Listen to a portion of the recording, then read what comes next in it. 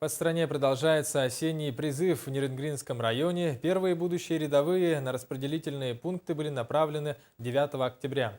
О ходе призывной кампании в районе расскажет наш корреспондент Надежда Акимова. В ходе кампании, которая продлится до 31 декабря, от Нерюнгринского района «Отдать долг Родине» будут призваны 140 человек. Студент Данил Летяга стремится попасть в вооруженные силы. Чтобы пройти службу в армии, взял академический отпуск. Хотя по закону ему положена отсрочка. Считает, что отслужить в армии должен каждый уважающий себя молодой человек. Вначале я поступил в университет, но потом, поразмыслив, принял такое решение для себя, что лучше мне отслужить в армии, а потом уже продолжить обучение. Поэтому я взял академ и пришел сам в военкомат, взял сам повестку, и вот теперь я здесь. Призывник. Осенний призыв только начался, но желающих служить в этом году значительно выросло. Егор Чернышов – пример для подражания сверстникам. По программе Министерства обороны за полгода до призывной кампании отучился на водителя категории С. Сам пришел и изъявил желание получить профессию с дальнейшим прохождением службы в рядах российской армии. Я пошел учиться от военкомата на категорию С.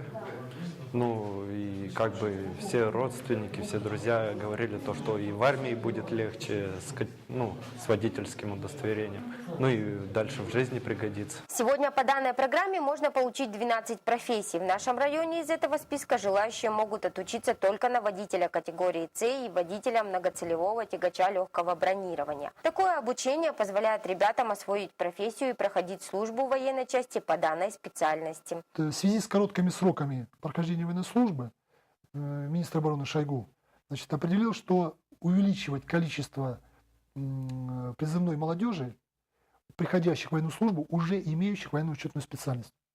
То есть за этим является будущее и основа для прохождения более качественной армейской службы, более быстрой адаптации и, соответственно, выполнения соответствующих задач. Будущие рядовые Данил Летяга и Егор Чернышов еще с 20 призывниками 19 числа отправятся на распределительный пункт в город Якутск, где их в дальнейшем ждет распределение по военным частям 10 регионов Северо-Восточного округа. Через год парни вернутся к своим родным и близким настоящими мужчинами. Надежда Акимова, Кирилл Федоров, НВК Саха, Нерюнгри.